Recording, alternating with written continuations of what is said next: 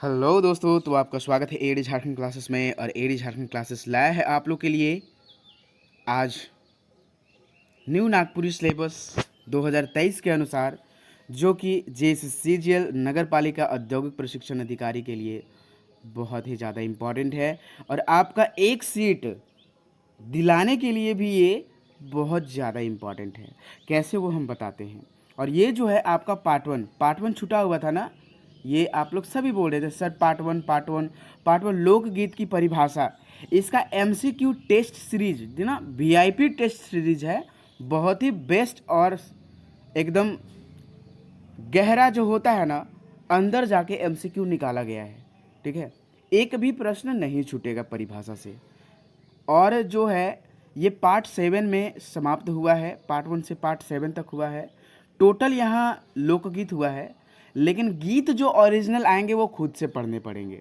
ठीक है, नहीं समझ में आएगा तो वो पढ़ा दिया जाएगा, लेकिन जितने लोकगीत के इम्पॉर्टेंट नोट होते हैं, टॉपिक होते हैं, वो सारे करा दिए गए हैं। और दोस्तों मैं एक बात बता दूं, यहाँ जो है नागपुरी का संपूर्ण क्लास करा दिया गया है। ठीक है, संपूर्ण क्लास करा दिया गया है एकदम टोटली।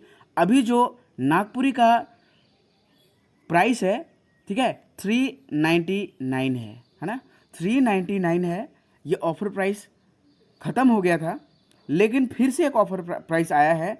अगर आप जैसे कि 380 पेज का झारखंड का नोट्स है, ठीक है, बहुत सारे बुकों का संग्रह है प्लस नोट्स है वो। और मैं बता दूं कि ये मेरा स्टूडेंट लाइफ का है, ये मेरा सक्सेस होने में ये झारखंड और ये नागपुरी का बहुत हाथ है। ठीक है, बहुत बहुत। और एक इसके साथ एक 150 पेजेस का एक बुक भी देंगे।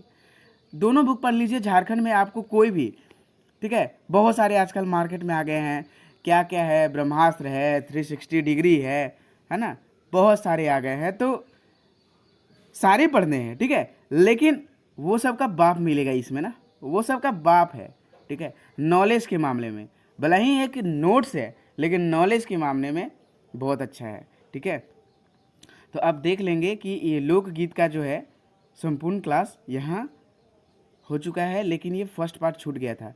और मैं बात बता दूं, अगर आप झारखंड प्लस नागपुरी ये सीजीएल के लिए दोनों साथ में खरीदते हैं, तो अभी जो ऑफर प्राइस है, ठीक है, कितना है, 499 में आपका दोनों का संपूर्ण नोट्स मिल रहा है। ठीक है, तो दोस्तों चुके ना, अभी समय है, इस नंबर पर मैसेज करें और पीडीएफ खरीद सकते हैं 8863884281। सारे वीडियो जो हैं फ्री है एडी झारखंड क्लासेस पे। आपके पास ऐसा नहीं कि आपके पास आर्थिक स्थिति नहीं है भाई, है तो आप नहीं पढ़ सकते, ऐसा कोई भी बात नहीं है। एक भी प्रश्न यहाँ छूटेगा नहीं। लोकगीत की परिभाषा यानी कि कौन कवियों ने क्या बोला है, सारे चीज़ अभी हम लोग जानेंगे। ठीक है, देख लीजिए यहाँ जो है श्री देवेंद्र नाथ ने लोकगीत के बारे में क्या क्या कहा। ठीक है, सारे चीज़ अभी हम लोग जानेंगे। और एमसीक्यू का आपको मैं एक पार्ट दिखा दूं, एमसीक्यू का पार्ट। ठीक है, देखिए एमसीक्यू का पार्ट मैं दिखा दूं, देख लीजिए। एमसीक्यू, लोकगीत का प्रयोग गुजराती में किया है किसने, किसने किया है, ये कमेंट सेक्शन में आप कमेंट कीजिएगा। ठीक है, तो इस प्रकार से बहुत सारे नोट्स हैं, जैसे यहाँ देख लीजिए, संस्कार विषयक गीत निम्न में से कौन कौन है, करोधन कर गीत, चौक के गीत, साध के गीत, मतलब किस प्रकार के गीत में आते हैं। पंडित सूर्यकरण पारिक लोकगीत को कितने भागों में बांटा है, अरे एकदम डिटेल्स रूप में पढ़ाया गया है भाई ना। पहले मैं आपको दिखा दूं कि भाई जो आते हैं ना, वो बहुत ही बेहतरीन रूप में आते हैं। ठीक है, तो चलिए अभी हम लोग क्लास को स्टार्ट करेंगे, है ना, क्लास को स्टार्ट करेंगे।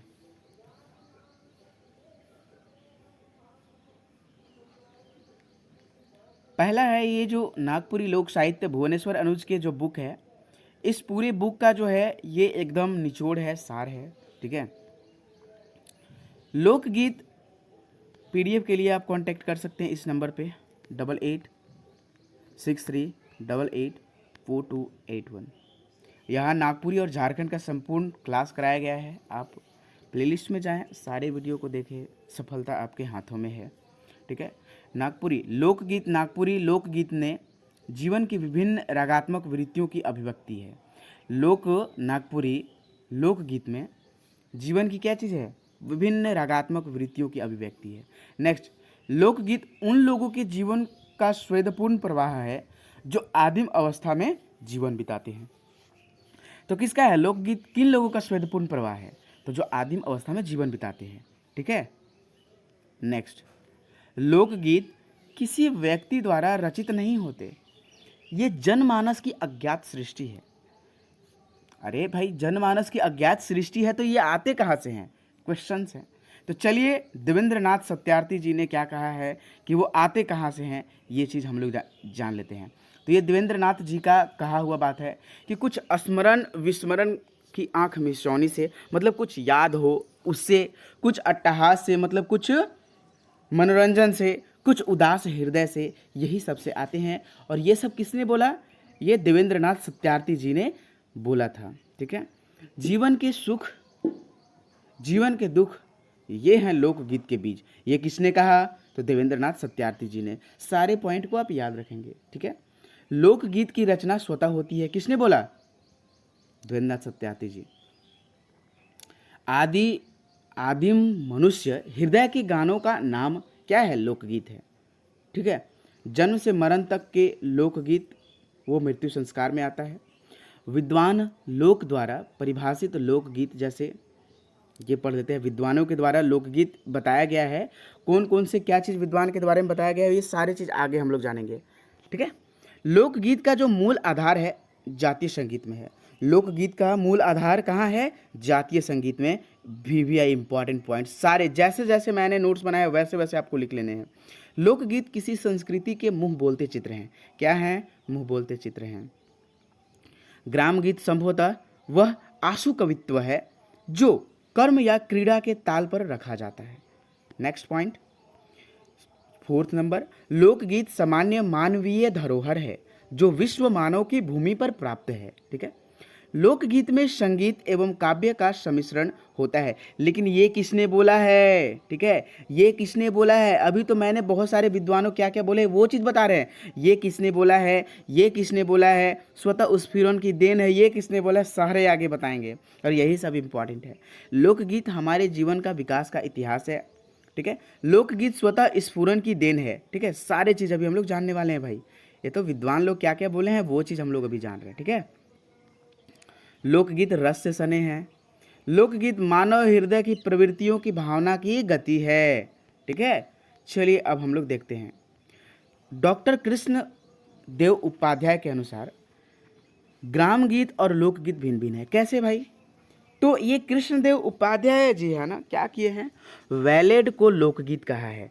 लोकगीत किसे कहा है? वैलेड को लोकगीत कहा है और फोक सॉन्ग को ग्राम गीत। यानी कि कृष्णदेव ना लोकगीत को क्या कहा है?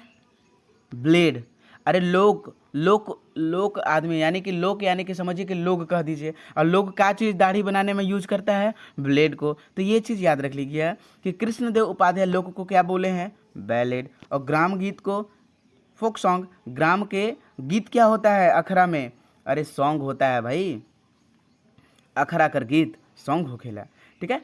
पंडित राम नरेश त्रिपाठी ये क्या बोले थे? ग्राम गीत प्रकृति के उद्गार है। ग्राम गीत प्रकृति के उद्गार हैं।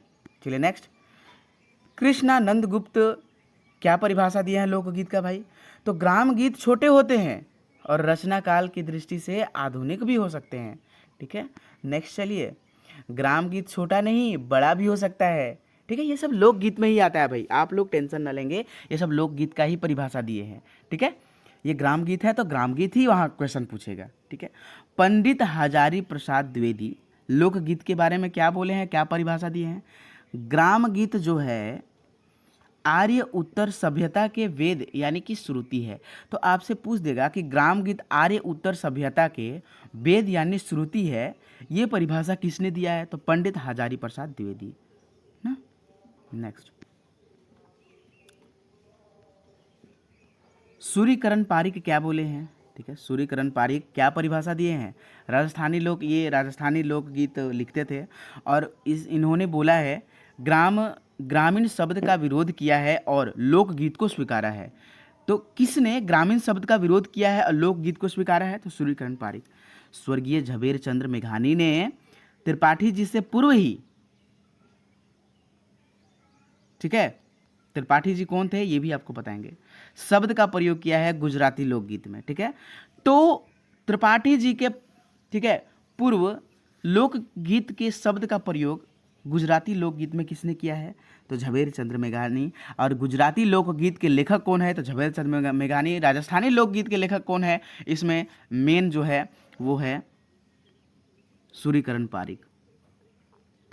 पंडित हजारी प्रसाद द्विवेदी एवं डॉक्टर वासुदेव शरण अग्रवाल दोनों मिलकर लोकगीत के बारे में क्या बोले हैं, लोक शब्द की स्थिरता पर प्रकाश डाला है, ठीक है। लोक शब्द की स्थिरता पर किसने प्रकाश डाला है, तो हजारी प्रसाद द्विवेदी और वासुदेव शरण, ठीक है।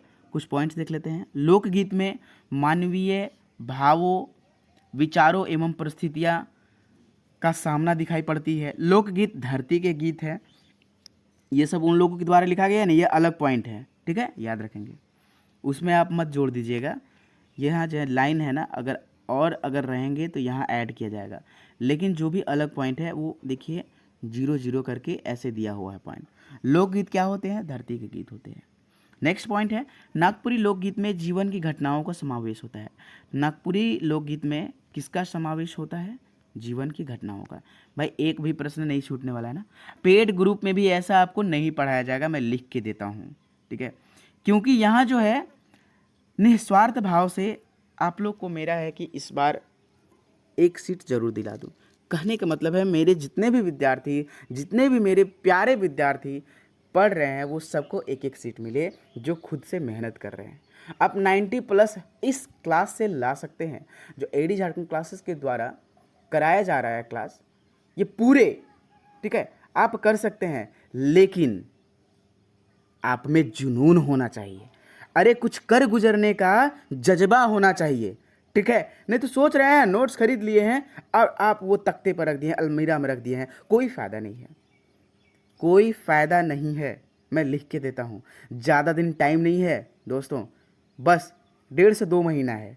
अब आपको इसी में कुछ करना है ना, तो एकदम तैयारी इतना रखिए, ठीक है, तैयारी इतना रखिए कि एक सीट मिल जाए। मुझे कुछ नहीं चाहिए भाई, मुझे एक सीट चाहिए, बस आपका गोल और एम यही होना चाहिए। अरे पढ़ तो बहुत लीजिएगा, ठीक है, ये सब बातें कोई नहीं बताएंगे। जब आप एग्जाम में जाइएगा ना, तो 4 से 5, 7, 6, ठीक है, ऐसा प्रश्न होगा जो आप जाना हुआ प्रश्न को गलती करके आइएगा। तो दोस्तों ऐसा मौका कभी ना दें कि देखिए 12-13 lakh I think form fill up हो गया है, ठीक है, ऐसा कभी ना गलती करें कि आप जाना हुआ प्रश्न को एक गलती करते हैं तो 10,000 पीछे आप आ जाते हैं, याद रखिएगा, ये चीज़ एकदम माइंड में नोट कर लेना है, ठीक है। तो अपने से एक भी प्रश्न को गलती नहीं करना है, सक्सेस पॉइंट, ठीक है। चलिए सत्यव्रत अवस्थी के बारे में क्या लिखते हैं, लोकगीत के बारे में। लोकगीत एक अविभाज्य संख्या है, अतः लोकगीत का वर्गीकरण नहीं किया जा सकता है, ठीक है। चलिए नेक्स्ट है सूर्यकरण पारिक। राजस्थानी लोकगीत में जो है, ये तो हम लोग पढ़ चुके हैं। राम नरेश त्रिपाठी, देखिए यही त्रिपाठी जी हैं। ग्राम गीत का वर्गीकरण 11 श्रेणी में किए हैं, ठीक है। बहुत सारे गीत हैं, जैसे कि ये हम लोग पढ़ चुके हैं, ठीक है, पाटू, लेकिन ये भी एक बार हम लोग रिपीट कर देते हैं। पढ़ने में क्या है, संस्कार विषयक गीत, जन्म से मरण तक जितने भी संस्कार होते हैं और उनमें जो गीत गाए जाते हैं, यही संस्कार विषय गीत है। कहने का मतलब है कि संस्कार विषय जन्म से मरण तक जितने गीत गाए जाते हैं वही संस्कार विषय गीत होते हैं, जैसे चौक के गीत, शादी के गीत, करोधन गीत, करौंदा गीत, बांधने का गीत, टीका का गीत, आगमन गीत, जोनार का गीत, बतल बांधना का गीत, खोलना, ये सब सारे। माहवारी गीत पर जो भी रीतियों संबंधी गीत होता है वो सारे होते हैं, जैसे अघोरी, कार्तिकेय, मुंजरिया, इटिसी वगैरह वगैरह। सूर्यकरण पारिक राजस्थानी लोकगीत को कितने भागों में बांटा है, तो 29 भागों में। ये सब चीज़ नोट कर लेंगे, ठीक है। यह परिभाषा ही नहीं, उनका जो जन्म कुंडली है वो चीज़ आपको बताया जा रहा है, ठीक है, परिभाषा के साथ। श्रृंगार और वीर रस, ये अलग हो गया। अब श्रृंगार और वीर रस के गीतों को एक ही श्रेणी में रखा जा सकता है।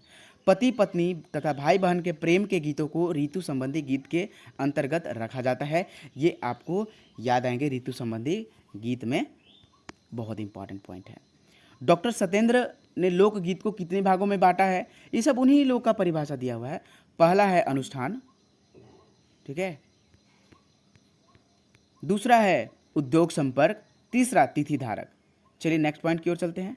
प्राचीन काल में मनुष्य के जीवन में 16 संस्कार होते आ रहे हैं, अभी भी वर्तमान में है। डॉक्टर सत्येंद्र लोक साहित्य विज्ञान व्रज लोकोगीतों का विस्तृत वर्णन किया है। तो क्या चीज का वर्णन किया है सत्येंद्र जी ने? तो लोक साहित्य विज्ञान व्रज लोक गीतों का विस्तृत वर्णन किया है। हिंदू धर्म में विशिष्ट संस्कारों का समावेश भी है। प्राचीन काल में तो ये जान गए हैं कि 16 संस्कार वर्तमान में भी है, ठीक है। अरे हाँ, मैंने तो ये भूल ही गया, आप लोग को ट्रिक भी बताना है कि कैसे याद करेंगे, ठीक है। तो देखिए, डॉक्टर श्याम परमार लोकगीतों को कितने बार, परमार से 5, परमार से 5, परमार से 5, प से परमार, प से 5, याद रहे, ठीक है। डॉक्टर श्याम परमार ने लोकगीतों कितने भागों में बांटे हैं? 5 भागों में। इधर भी ट्रिक छूट गया क्या जी? हाँ देखिए, तो यहाँ सूर्यकरण पारिक राजस्थानी है, तो ये राजस्थानी के लिए आपको 29 भाग में एक्सेस है, सबसे ज़्यादा यही भागों में बांटे हैं, तो ये चीज़ आपको ऐसे याद रहनी चाहिए, ठीक है। तो देखिए, डॉक्टर कृष्णदेव उपाध्याय के द्वारा लोकगीतों का न कितने भागों में बांटा गया है? तो 5 भागों में बांटा गया है। नागपुरी लोकगीतों में सांस्कृतिक शास्त्रीय संस्कारों का उल्लेख नहीं मिलता। जन्म और विवाह संस्कार अवश्य मिलता है। जन्म से कुछ संबंधित यहाँ प्रश्न मिलेंगे, गर्भ और जन्म से संबंधित सारे आपका जो इम्पोर्टेंट पॉइंट्स है यहाँ कराया जा रहा है। अभी जो हम लोग यहाँ पढ़ेंगे ना, MCQ करेंगे, तो उसमें सारे एकदम खुरेद दिया गया अंदर से एकदम। ये सब सारे पढ़ लिए हैं, लेकिन रिपीटेशन करने में कोई दिक्कत नहीं है। मानव जीवन का प्रारंभिक संस्कार जन्म लेना है और मृत्यु का जो है अंतिम संस्कार है। नेक्स्ट चलते हैं। पुत्र के जन्म पर सोहर गीत या गायन गीत होता है, ठीक है। पुत्र के जन्म पर कौन कौन से गीत होते हैं? सोहर गीत और जन्म गायन का भी इसी अवसर पर होते हैं। सोहर छठी संस्कार के दिन भी गाया जाता है और सोहर गीत जो है स्त्रियों के द्वारा गाया जाता है। नेक्स्ट, गोस्वामी तुलसीदास ने भगवान राम के जन्म के अवसर पर सोहर गीत गाए थे और गाए जाने का उल्लेख मानस में किया है, यानी कि रामचरित्र मानस में, ठीक है। और भी कवि हैं जो राम के जन्म पर अवसर, जैसे वाल्मीकि राम के जन्म के अवसर पर लिखे गंधर्व द्वारा गाए जाने वाले अप्सराओं द्वारा नाचने का वर्णन। नागपुरी लोकगीतों में सोहर के गीत द्रष्टव्य हैं। नागपुरी में सोहर को क्या कहा जाता है? झंझाइन। अरे सोहर को क्या कहा जाता है नागपुरी में? झंझाइन, ठीक है। चलिए नेक्स्ट है, नागपुरी भाषा क्षेत्र में जनेऊ की प्रथा नहीं थी, ठीक है, इसलिए इसका गीत भी उपलब्ध नहीं है। विवाह संस्कार से संबंधित कुछ इंपॉर्टेंट पॉइंट देख लेते हैं, है ना। नागपुरी लोकगीत में बहुत अधिक गीत विवाह से संबंधित मिलते हैं। और दोस्तों, मैं एक आपको सूचना देना भूल ही गया कि AD क्लासेस, ठीक है, AD क्लासेस नाम से ऐप आने वाला है। उसमें बहुत सारे आपका सेट रहेंगे, नागपुरी का सेट रहेंगे, झारखंड का सेट रहेंगे, बहुत ही जल्दी लॉन्च होने वाला है। उसके साथ साथ आपका सेट भी लॉन्च होगा, ठीक है। प्रश्न है, 15 दिन विवाह से पूर्व ही युवतियां डमकच, झूमर तथा लहसुआ गीत नृत्य कार्यक्रम करती है या फिर चलाती हैं। नेक्स्ट है आपका, नागपुरी क्षेत्र में वैवाहिक जो कार्यक्रम की शुरुआत होता है, लड़का एवं लड़की को हल्दी लगाकर की जाती है। इसी दिन सगुनती बरी बनाई जाती है और कन्या पक्ष की स्त्री जो है सगुनती बरी बनाती है। सगुनती बरी कौन बनाती है? कन्या पक्ष की स्त्री लोग। सगुनती बरी बनाने के बाद उबटन लगाया जाता है। सगुनती बरी बनाने के बाद क्या लगाया जाता है? उबटन, और लड़के को उबटन लगाया जाता है। किसको लगाया जाता है? लड़के को। नागपुरी लोकगीत लगन पान संस्कार, ठीक है, के अवसर पर गाया जाता है। मड़वा गीत शुरू से होता है कहाँ से? गाय के गोबर अंगना लिपौले। इस प्रकार के सारे गीत हैं नागपुरी के लोकगीत विवाह से संबंधित, ठीक है, निम्न प्रकार से वो गीत गाया जाता है। ये सब आपको डिटेल्स आगे पढ़ाया गया है, ठीक है, टोटल डिटेल्स में पढ़ाया गया है। यहाँ सिर्फ आपको दिखा दिया जा रहा है क्योंकि आपका यहाँ लोकगीत की परिभाषा है और वही चीज़ हम लोग जानने वाले हैं। जैसे कलश धरने के गीत, घृतधारी गीत, हल्दी चढ़ाने के गीत, उतारने, पानी काटने, जोग मांगने, सिंदूरदान, लावा भूनने समय का गीत, लावा खेलने, विदाई, चुमावन, भात के गीत, समधि भेंट के गीत, अमलो घुटाई के गीत, बहुत सारे गीत होते हैं। सिंदूरदान के बाद वर बधी को भौंरी फिराया जाता है। नेक्स्ट, नागपुरी भाषी क्षेत्र में बाल विवाह की प्रथा रही है।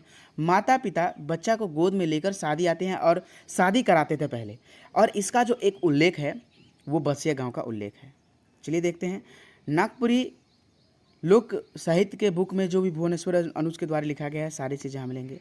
नोट, नागपुरी भाषा क्षेत्र में तिलक की प्रथा नहीं है। तो किसकी प्रथा नहीं है? तिलक की। लड़के वाले लड़कियां को 5 आना यानी कि 2.5 आना यानी कि 5 ढेबुआ देकर खरीदते थे पहले। कितने? 5 ढेबुआ देकर खरीदते थे।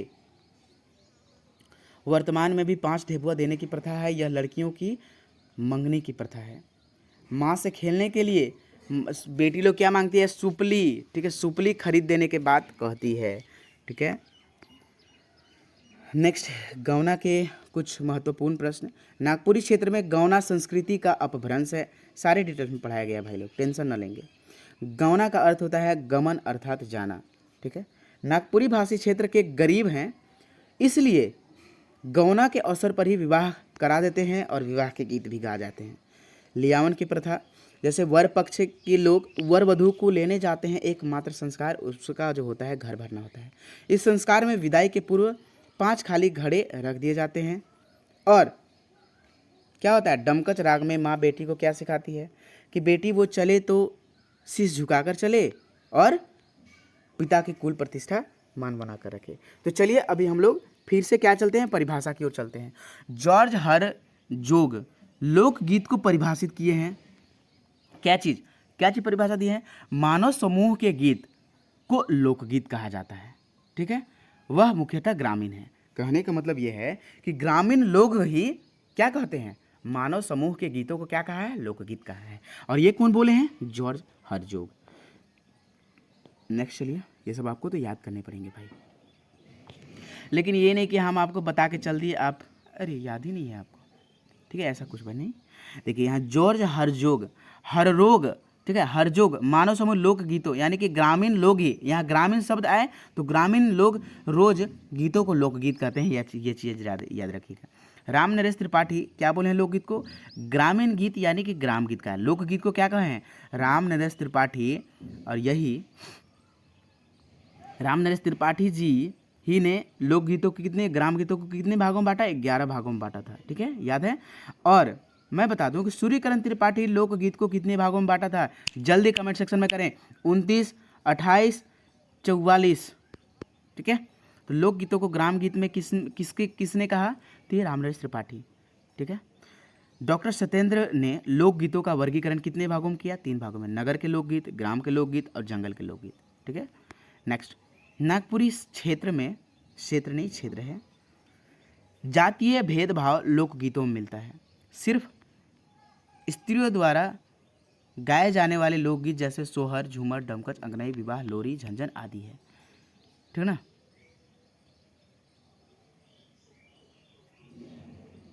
चलिए अभी हम लोग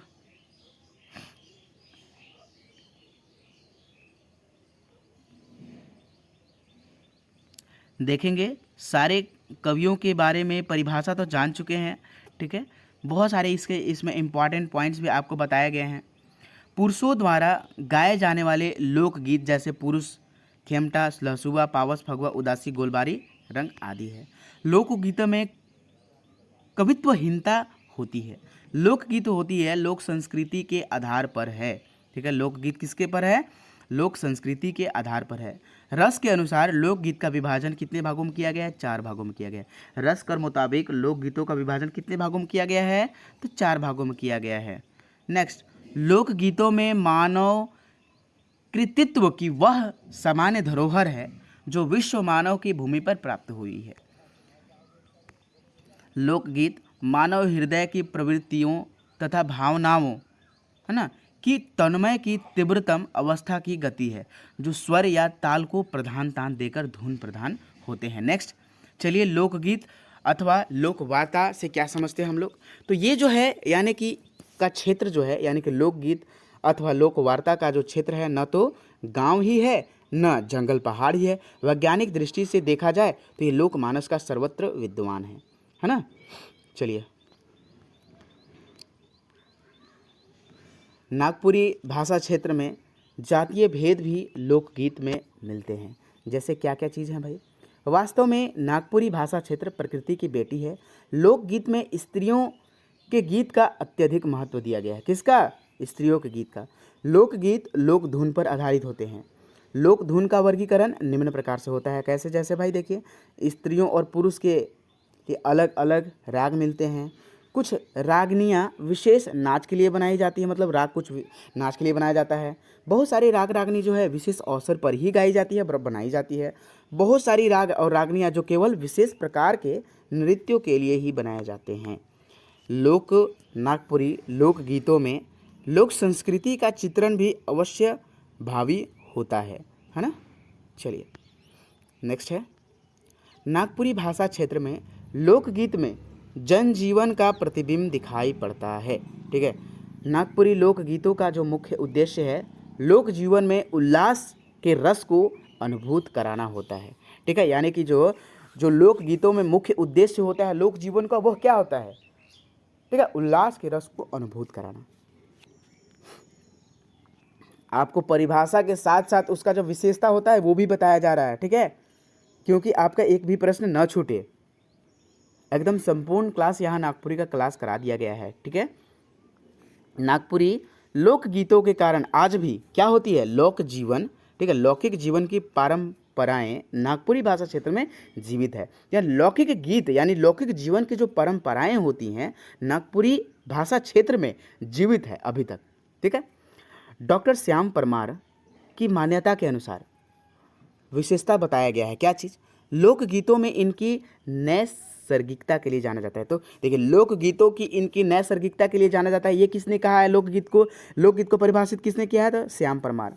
गीतों में विज्ञान की तरह से नहीं, मानव संस्कृति का सरल और व्यापक भाव का उपहार है। जैसे भाव की लड़ियाँ लंबे लंबे खेतों से स्वच्छ पेड़ों की नंगी डालियों से अनगढ़ और मीडिया की भांति सत्य होती हैं। यह किसने कहा है? तो यही डॉक्टर श्याम कुमार परमार। थोड़ा गला फंसने टाइप पे हुआ है। ठीक है, वाद्य से संगीत तारमय, ठीक है, नहीं टूटता, वह अत्यधिक प्रभाव और उत्पाद कर्णप्रिय हो जाता है।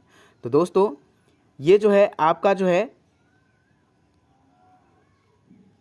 ठीक है, बहुत ही जल्द एमसीक्यू की ओर हम लोग चलते हैं। ठीक है, उसके बाद हम लोग क्लास करेंगे। देख लीजिए, जितने रस वगैरह है सारे चीज़ बताए गए हैं। तो रस के अनुसार लोकगीत को विभाजन 4 भागों में किया गया है। पहला वीर रस, दूसरा श्रृंगार रस, तीसरा करुण रस, चौथा शांत रस। ठीक है, पहला जो है वीर रस, इसका चलिए हम लोग डिटेल्स पढ़ते हैं। यह गीत पुरुषों से संबंधित है। पुरुषों का जीवन वीर रस प्रधान होता है। ठीक है, पौरुष और साहस बनाए रखने के लिए यह गीत, जैसे कि जब कोई आंदोलन होता है तो वीर रस के गीत होता है। जैसे कि स्वतंत्रता सेनानी के जितने भी गीत थे, शहीद हुए थे, वो सारे गीत क्या हैं? वह वीर रस के गीत हैं। ठीक है, वीर रस के गीतों में लोक गाथा का नाम दिया जा सकता है। वीर रस के गीत को क्या कहा जा सकता है? लोक गाथा। इसमें जोश उत्पन्न करने वाले गीत होते हैं। श्रृंगार रस में के गीतों में क्या होता है? सोहर और विवाह जैसे गीत आते हैं। तीसरा करुण रस है ना, तो इसमें क्या होता है कि इस प्रकार के गीतों में विदाई अथवा अन्य अवसरों पर गाया जाता है। पति के वियोग रस में करुण रस का गायन होता है। ये सब सारे चीज़ आप देखेंगे भाई। ठीक है, ऐसा कोई नहीं डिटेल्स में पढ़ाने वाला है, सब खखोर के ऊपर वाला पढ़ाएगा। ठीक है, पेट ग्रुप वाले को भी बोल रहे हैं, पेट ग्रुप वाले को भी खखोर के ऊपर वाला पढ़ाएगा सिर्फ। ठीक है, देहाती भाषा में खखोरना, ऊपरे वाला जो पेड़ का छिलका होता है ना, जैसे कि खीरा का छिलका होता है ना, वैसे पढ़ाएगा, अंदर वाला नहीं घुसेगा। ठीक है, और यहाँ सीजीएल का एग्जाम है, आपका उत्पाद सिपाही का नहीं है कि ऊपरे ऊपरे खखोर के पढ़ा देगा और चल दीजिएगा। ठीक ना, ग्रेजुएशन लेवल का है। आप एएसओ जैसा पदाधिकारी जो सचिवालय में रहता है वैसा बनने वाले हैं। ठीक ना, तो यहाँ खखोर का नहीं, अंदर घुसा कर पूछेगा। ठीक है, तो सारे चीज़ आप लोग जानिए और आपको पढ़ने पड़ेंगे। तो तीसरा नंबर जो खेतों में काम करने के समय करुण रस का गीत का गायन होता है। चौथा जो है शांत रस, भजन और निर्गुण के गीत गाए जाते हैं। डॉक्टर कृष्णदेव उपाध्याय ने लोकगीतों के बारे में क्या क्या बोले हैं भाई, निम्न में चलिए। ये सब सारे एक एक पॉइंट पर एक एक प्रश्न होता है भाई। ठीक है, मैं बता दे रहा हूँ, एक एक पॉइंट पर एक एक प्रश्न होता है। ठीक है, लोक गीतों की आत्मा लोक संगीत है, किसने कहा? डॉक्टर कृष्णदेव उपाध्याय। लोक संगीत इतिहास प्राचीन है, शास्त्रीय संगीत की उत्पत्ति लोक संगीत से हुई है, ये बात किसने बोला है? ये एक अकेला प्रश्न है। शास्त्रीय संगीत की उत्पत्ति लोक संगीत है, ये बात किसने? डॉक्टर कृष्णदेव उपाध्याय। लोकगीतों में स्वर्ग, लय अथवा ध्वनि का अत्यधिक महत्व है। कैनेथ रिच मैड लोकगीतों के बारे में क्या कहे हैं? संगीत के समन्वय और समावेश पर प्रकाश डाला है। कैनेथ रिच मैड क्या बोले हैं भाई, क्या कहे करे हैं ये? तो समन्वय और समावेश पर प्रकाश डाला है। सभी लोकगीत में क्या मिले हैं? गौण शब्द मिले हैं। सभी लोकगीत में कौन सा शब्द मिले हैं? गौण शब्द मिले हैं। क्या कौन सा शब्द मिले हैं? गौण शब्द मिले हैं। नोट, लोकगीतों में स्त्री के गीत को अत्यधिक महत्व दिया गया है। जैसे लोकगीत लोक धुन पर आधारित होता है। लोकगीत क्या चीज पर आधारित होता है? लोक धुन पर आधारित होता है। सारे चीज बहुत इंपॉर्टेंट है। लोक धुन को कितने भागों में बांटा गया है? 4 भागों में बांटा गया है। नेक्स्ट कौन कौन सा है? पुरुष के लिए राग धुन, पुरुषों का झूमर जैसे खेमटा, लहसुआ, पावस, ठड़िया, उदासी, गोलबारी, रंग, डय, इधरा। ठीक है। स्त्रियों के जैसे गीत, तो स्त्रियों के जैसे गीत है डमकच, झुमटा, अंगनई, विवाह, लोरी, झंझाइन आदि।